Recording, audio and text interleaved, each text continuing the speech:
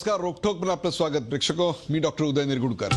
सध्या हवेमध्ये राष्ट्रद्रोह पसरलाय. गल्लीपासून दिल्लीपर्यंत राष्ट्रद्रोहावर सर्वत्र गरमागरम चर्चा सुरू आहे. एकीकडे हवेतला उकाडा वाढलाय तर दुसरीकडे इलेक्ट्रॉनिक मीडिया, प्रिंट मीडिया इथपासून ते सोशल मीडियावरचं वातावरण तापलंय ते केवळ देशद्रोहामुळे. सत्ताधारी भाजप आणि भाजप प्रणित विविध संघटना राष्ट्रीयत्वाचं कारण देत विरोधकांचे सगळे आक्षेप खोडून काढतायत. एकदा राष्ट्रीयत्वाचं कार्ड काढलं की छाती कशी फुलून येते, कांशीला तापू लागतात, चैतन्याचा साक्षात्कार झाल्यासारखं वाटतं. कन्हैयाच्या अटकेवरून तर सध्या देशात सगळ्यांनाच घाई झाली आहे. त्यामुळे आज आपण जी चर्चा करणार आहोत ती देशप्रेमाची आणि देशद्रोहाची असणार आहे. सध्याच्या स्थितीत तोच कळीचा मुद्दा बनलाय. सोशल मीडियावर तर यावर धमासान सुरू आहे. घराघरात, कट्ट्यावर, कॉलेजात, ऑफिसामध्ये चर्चा घडतायत. कोणी एक मत व्यक्त केलं की दुसऱ्या बाजूचं कुणीतरी सांगतच आणि कुठलंही मत जरी व्यक्त केलं तरी ते कोणाच्या बाजूनी किंवा कोणाच्या तरी विरोधात असणार. त्यामुळे दुसऱ्या बाजूने लोक झोडपणार किंवा तुटून पडणार हे ओघानं आलं.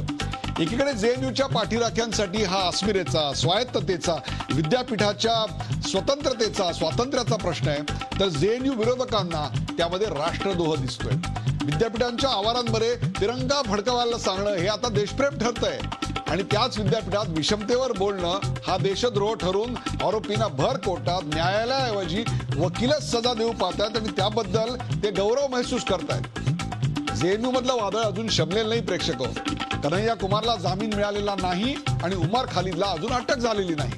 जेएनयूच्या दारात खालिदच्या अटकेसाठी पोलीस तिष्ठत उभे आहेत. घटनाक्रम वेगानं घडतोय. क्षणाक्षणाला परिस्थिती बदलतेय. अगदी आंतरराष्ट्रीय पातळीवर याचे पडसाद उमटू लागलेत. आज माझ्याकडे एका देशाचे परकीय दूतावासाचे अधिकारी या गोष्टीची माहिती घेण्याकरता आले होते. अनेक देशांचे राजदूत आणि कंपन्यांचे अधिकारी या घडामोडींवर बारीक लक्ष ठेवून आहेत. यापूर्वी काँग्रेसच्या काळात देखील कार्टुनिस्ट असीम त्रिवेदी याच्यावर देशद्रोहाचा खटला दाखल करण्यात आला होता. हायकोर्टानं अर्थात तो त्यावेळी मागे घ्यायला लावा. जयललितांच्या राज्यात देखील कोवन या लोक कलावंतावर देशद्रोहाचा गुन्हा दाखल झाला होता. गुजरातमध्ये हार्दिक पटेलवर देखील हाच गुन्हा नोंदवण्यात आला होता. मग काँग्रेस आणि भाजपच्या सरकारमध्ये फरक तो काय राहिला की सगळे सत्ता आल्यावर एकसारखे वागतात. देशद्रोह म्हणजे तरी काय हे स्पष्ट करायची वेळ आली आहे का?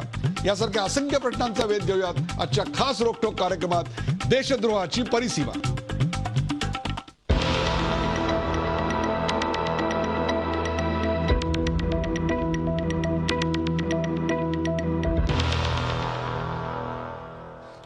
देशद्रोहाची सीमारेषा या कार्यक्रमात आज आपण आमंत्रित केलेले आपल्या सोबत आहेत अजित अभ्यंकर, मार्क्सवादी कम्युनिस्ट पक्षाचे नेते अजित अभ्यंकर. अजित अभ्यंकर, आपलं स्वागत.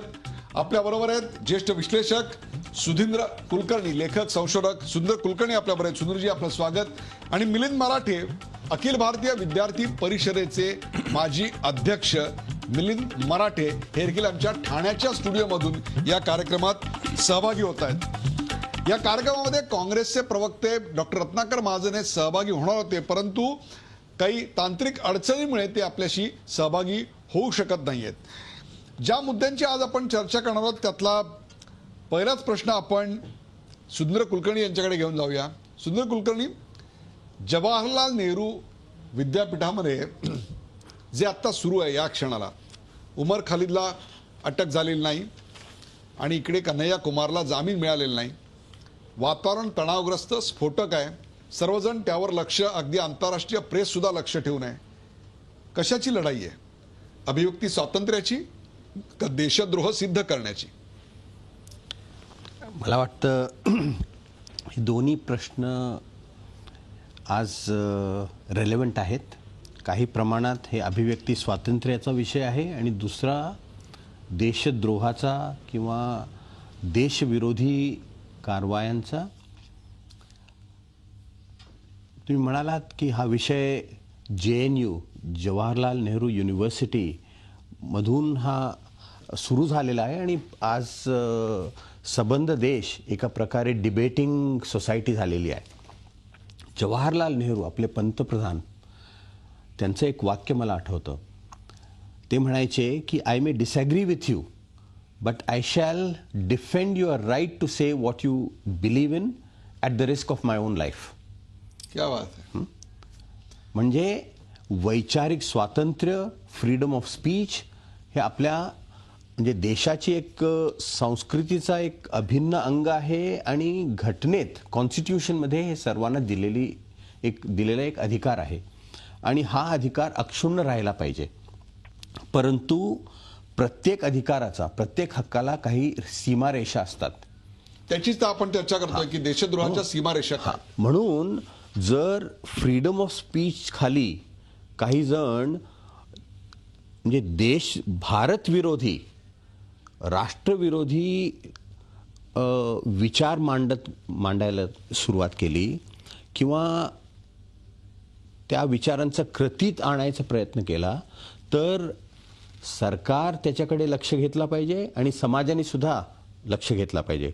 JNU मध्ये झालं काय, 9 तारखेला जी एक घटनाक्रम सुरू झाला त्या दिवशी कन्हैया कुमार त्यांचं तुम्ही जर भाषण ऐकलात त्याच्यात काही राष्ट्रविरोधी, राष्ट्रद्रोहाचा काही मला आढळत नाही. म्हणून त्याचा जो अटक झालेला आहे तो चुकीचा आहे.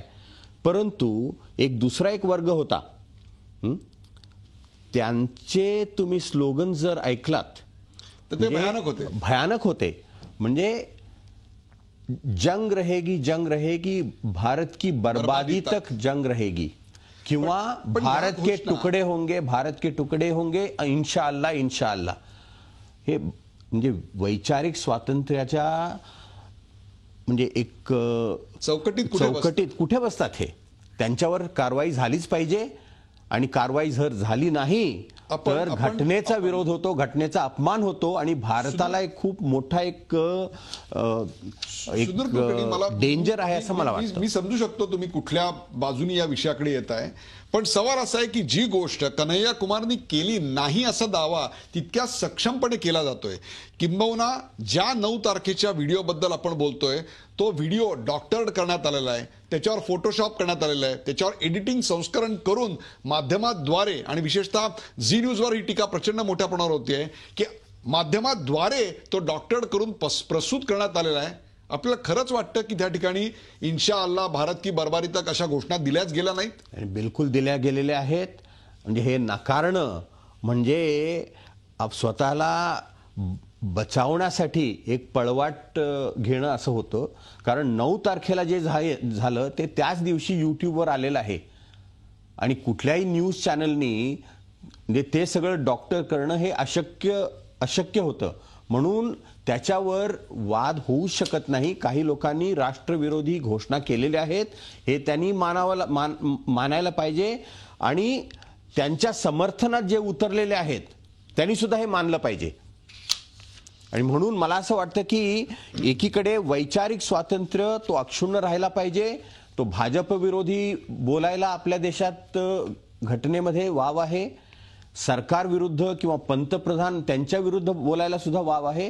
परंतु राष्ट्रविरुद्ध म्हणजे भारताच्या बर्बादीच्या घोषणा हे बिलकुल अमान्य आहेत आणि ह्याच्यावर कठोर कारवाई झाली पाहिजे. एक मुद्द्याकडे सुधीर कुलकर्णी कसे पाहतायत ते आपण पाहिलं, परंतु डाव्या विचारसरणीत ज्यांचा पिंड पोचला गेला असे अजित अभ्यंकर या गोष्टीकडे कसं पाहतात हे देखील मी तुमच्या समोर मांडणार आहे. याचं कारण जवाहरलाल नेहरू विद्यापीठ हे डाव्या विचारसरणीच्या एकूणच फिलॉसॉफीचं, एकूणच तत्वज्ञानाचं गड मानलं जातं. त्याचं एक प्रकारे उगमस्थान किंवा बॅटरी म्हणून आपण ज्याच्यामधून चार्ज मिळतो अशा प्रकारची बॅटरी देखील मानलं जातं.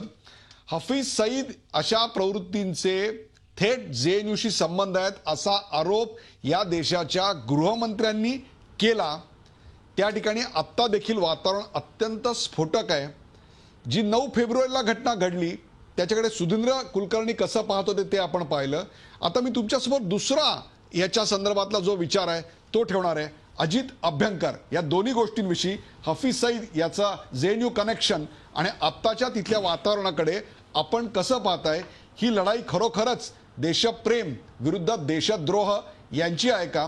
अभिव्यक्ती स्वातंत्र्य, विद्यापीठाची ऑटोनॉमी, विद्यापीठाचं स्वातंत्र्य, त्याचबरोबर राष्ट्रद्रोहाचं सिद्ध करणं याची लढाई आहे का? अजित अभ्यंकर. सगळ्यात पहिली गोष्ट म्हणजे अशी की JNU मध्ये ज्या काय घोषणा दिल्या गेल्याची घटना घडलेली आहे त्याचा तपास सुरू आहे. अशा घोषणा जर दिल्या गेल्या असतील तर त्याचा मी 100% निषेध करतो, धिक्कार करतो आणि अशा घोषणांचं समर्थन होऊ शकत नाही. याच्याबद्दल कोणाच्याही मनात वाद असण्याचं कारण नाही आणि डावे त्याचं समर्थन करत आहेत असं ऐकायला भाजपच्या संघविचाराच्या लोकांना आवडेल, परंतु ते त्यांच्या दुर्दैवाने त्यांना ती संधी मिळणार नाही. कारण डाव्याने अशा प्रकारची भूमिका कधीच घेतलेली नाही आणि अशा प्रकारच्या घोषणा देण्याचा तर प्रश्नच उद्भवत नाही.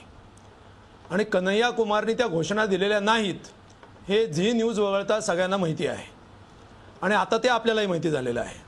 आणि आपले जे प्रोग्राम डायरेक्टर होते त्या प्रोग्राम डायरेक्टरनी विश्वदीपक यांनी हे अगदी इन्सायडर म्हणून सुद्धा आता सगळ्या जगाला सांगितलेलं आहे.